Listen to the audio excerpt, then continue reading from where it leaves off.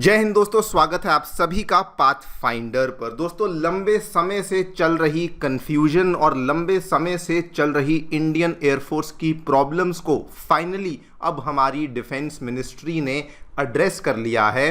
And पहली बार दोस्तों defence ministry के हमारे जो डिफेंस सेक्रेटरी हैं उनके द्वारा लीड करी जाने वाली एक एम्पावर्ड कमिटी ने इस चीज़ का फैसला सुना दिया है कि जी हाँ, अब हम लोग हमारी इंडियन एयरफोर्स के लिए, हमारी वायुसेना के लिए एक ही झटके में 3 squadrons of 5th generation fighter jets को एक्वायर करने वाले हैं, और वो भी फॉरेन सोर्सेज से। आप लोग यहाँ पे देख सकते हैं ये वाली खबर दोस्तों कल रात को ही सामने आई है। Indian air force looking to acquire 2 to 3 squadrons of 5th generation fighter jets from the foreign sources. यहाँ पर भी देख सकते हैं हिंदी न्यूज़ मीडिया ने भी इसको कवर किया है। और दोस्तों आमतौर पे एक स्क्वाड्रन में 18 से 20 फाइटर जेट्स होते हैं, तो यहाँ पर अगर आप इसमें सिंपल मैथमेटिक्स करें तो बेसिकली इंडिया एक ही झटके में 65th जनरेशन फाइटर जेट्स को यहाँ पर एक्वायर करने वाली है। और आप सभी जानते हैं कि इस चीज़ को लेकर बातचीत बहुत लंबे टाइम से चल रही थी। रशिया और अमेरिका अपने अपने ऑफर्स भी भारत को दे चुके थे, लेकिन इंडियन गवर्नमेंट ने अभी तक इस चीज़ को लेकर कुछ भी जिक्र नहीं किया था, किसी प्रकार का कोई भी हिंट नहीं दिया था। This is the first time कि इंडिया ने ऑफिशियली इस चीज़ को एक्सेप्ट किया है कि जी हाँ, हम लोग अब फॉरेन से ही हमारे लिए जो 65th जनरेशन फाइटर जेट्स हैं उसको यहाँ पर एक्वायर करने वाले हैं। इसी पूरी चीज़ के बारे में मैं आपके साथ चर्चा करने वाला हूँ कि कैसे एग्जैक्टली हम लोग यहाँ तक पहुँचे, कौन सा वो ट्रिगर पॉइंट था जिसकी वजह से आज सडनली इंडियन गवर्नमेंट, जो कि अभी तक शांत बैठी हुई थी, वो सडनली इन जेट्स को एक्वायर करने के लिए फैसला ले रही है।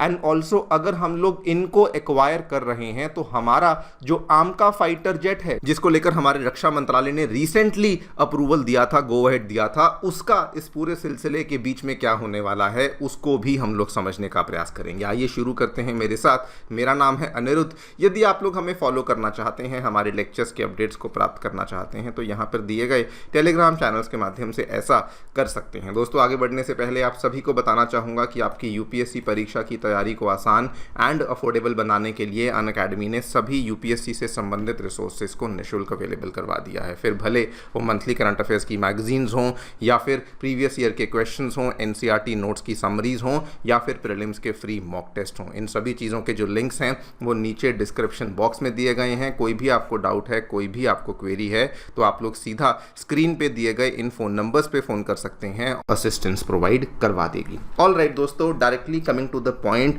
क्या देखने मिला है।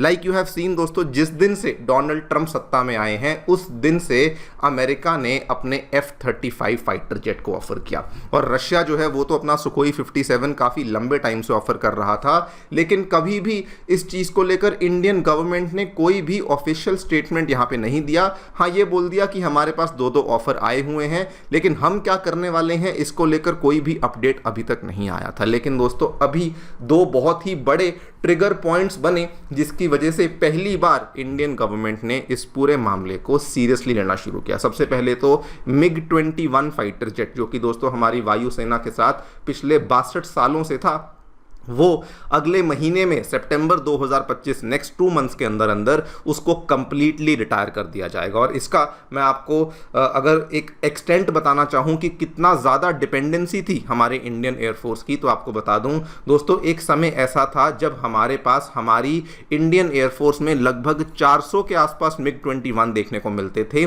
लेकिन आज की डेट में वो केवल 40 रह चुके हैं, और वो वाले 40 को भी अब हम लोग कंप्लीटली रिटायर करने वाले हैं। जिसके बाद हमारी इंडियन एयरफोर्स की जो स्क्वाड्रन स्ट्रेंथ है, जो कि ऑथोराइज्ड 42 होनी चाहिए, वो केवल 29 पर ही आ जाएगी। एक तो ये बहुत बड़ा फैक्टर रहा जिसकी वजह से इंडियन एयरफोर्स की कैपेबिलिटीज अब सिग्निफिकेंटली कम हो जाएंगी। दूसरा, यहां पर दोस्तों इस चीज को मिनिस्ट्री ऑफ डिफेंस ने समझा कि इवन दो आमका को हमने गो अहेड दे दिया है, ग्रीन फ्लैग दे दिया है, लेकिन उसको बनने में, उसका प्रोटोटाइप डेवलपमेंट होने में भी कम से कम अभी 10 साल लग जाएंगे। आगे मास प्रोडक्शन भी उसकी जो है वो 2035 के पहले नहीं होने वाली। आपको याद होगा 27 मई 2025 को दोस्तों इस चीज़ को लेकर ऑफिशियल अप्रूवल तो दे दिया गया था, लेकिन इस चीज़ का जो रियलिटी चेक था वो भी अब उनको दे दिया गया है कि 10 साल के पहले पहले इसका जो मास प्रोडक्शन है वो डेफिनेटली नहीं हो पाएगा। और यही सारी चीज़ें थी जो कि दोस्तों इंडियन एयरफोर्स ने अपनी एक प्रेजेंटेशन में मिनिस्ट्री ऑफ डिफेंस को पेश किया, जिसमें कि उन्होंने डिटेल्ड प्रेजेंटेशन बताई कि कैसे उनके लिए ये रिक्वायरमेंट बहुत इंपॉर्टेंट है, कैसे अगर उनकी ये रिक्वायरमेंट्स पूरी नहीं होंगी तो हमारे जो एडवर्सरीज हैं प्राइमरीली चाइना और पाकिस्तान,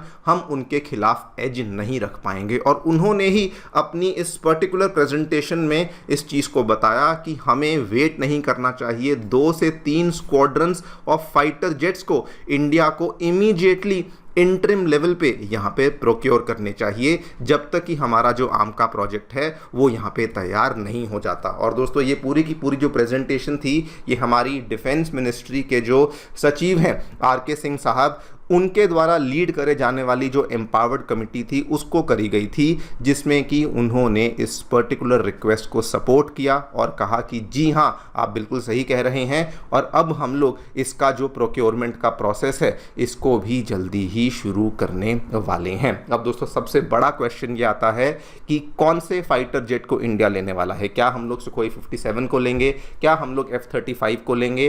तो देखिए वैसे तो ये फैसला ऑब्वियसली बिल्कुल गवर्नमेंट लेवल पे होगा, गवर्नमेंट लेवल पर भी क्या बल्कि मैं तो समझता हूं PMO लेवल पर होगा, बिल्कुल हाईएस्ट लेवल्स ऑफ ब्यूरोक्रेसी इसमें इन्वॉल्व होंगी। लेकिन अगर हम लोग हमारे लेवल पे बात करें तो हम लोग ये देख सकते हैं कि F-35 और सुखोई 57 का कंपैरिजन कैसे होता है। अगर मैं प्रोज की बात करूं, देखिए F-35 दोस्तों दुनिया का सबसे ज़्यादा वाइडली डिप्लॉयड और combat proven 5th generation fighter jet है।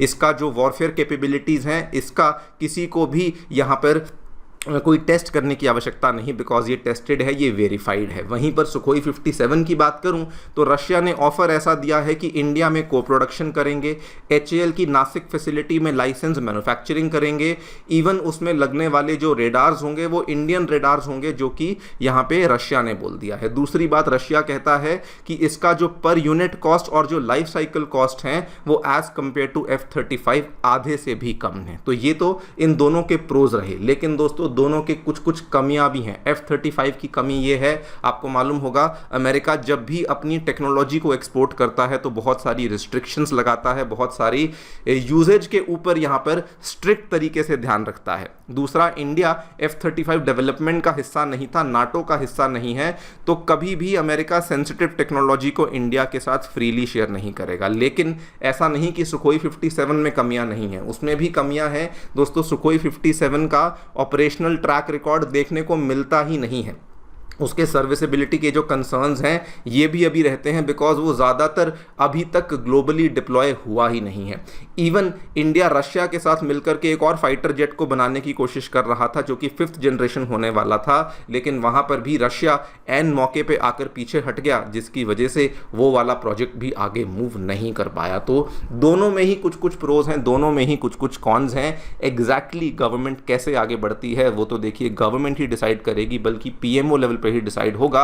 लेकिन दोस्तों ये वाला जो फैसला है कि इंडिया इन फाइटर जेट्स को प्रोक्योर करने वाला है, ये फैसला ही अपने आप में इंडिया के लिए बहुत बड़ी जीत बन जाता है। वो इसलिए बिकॉज सबसे पहले तो बहुत समय से बातचीत चल रही थी लेकिन कोई भी फैसला नहीं लिया जा रहा था। नंबर 2 दोस्तों, हमारे दोनों ही पड़ोसी देश, अगर मैं चाइना की बात करूं, पाकिस्तान की बात करूं, तो पाकिस्तान दोस्तों चाइना से 5th जनरेशन फाइटर जेट्स को प्रोक्योर करने वाला है। ये खबर आप कई बार देख चुके होंगे। वहीं पे चाइना वो 5th जनरेशन फाइटर जेट्स को तो भारी मात्रा में बना चुका है, जो कि नंबर ऑलमोस्ट 200 के आसपास है, बल्कि वो 6th जनरेशन फाइटर जेट्स के ऊपर भी काम करना शुरू कर चुका है। तो अंदाजा लगाइए कि चाइना टेक्नोलॉजी में हमसे कितना आगे है, जिस चीज को हमें डेफिनेटली काउंटर करना चाहिए।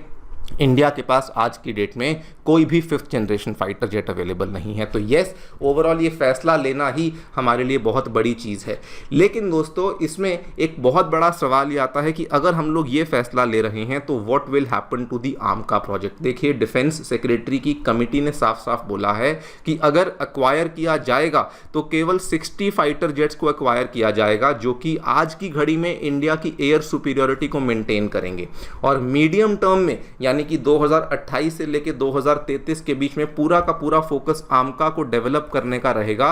यानी कि आज जो हम लोग यहाँ पे जेट्स को एक्वायर कर रहे हैं वो केवल एक स्टॉप गैप अरेंजमेंट है जब तक आमका रेडी नहीं हो जाता, और लॉन्ग टर्म में तो यही है कि जब आमका रेडी हो जाएगा तो जो भी हमने इंपोर्ट किए हुए 5th जनरेशन फाइटर जेट्स हैं उनको भी हम लोग हमारे इंडिजिनस आमका फाइटर जेट्स के साथ ही रिप्लेस कर देंगे। सो यस, ये वाला जो कदम हम लोग ले रहे हैं इससे ओवरऑल आमका के डेवलपमेंट और आमका के प्रोग्रेस में किसी प्रकार की भी कमी पेशी या किसी प्रकार की भी रोकथाम देखने को नहीं मिलने वाली है। देखते हैं दोस्तों क्या होता है, but I think this is a very very positive news जो कि हमें हमारी इंडियन एयरफोर्स के लिए देखने को मिली है। आप लोग जो भी सोचते हैं बताएं कॉमेंट सेक्शन में। Thank you so much for listening, stay tuned and stay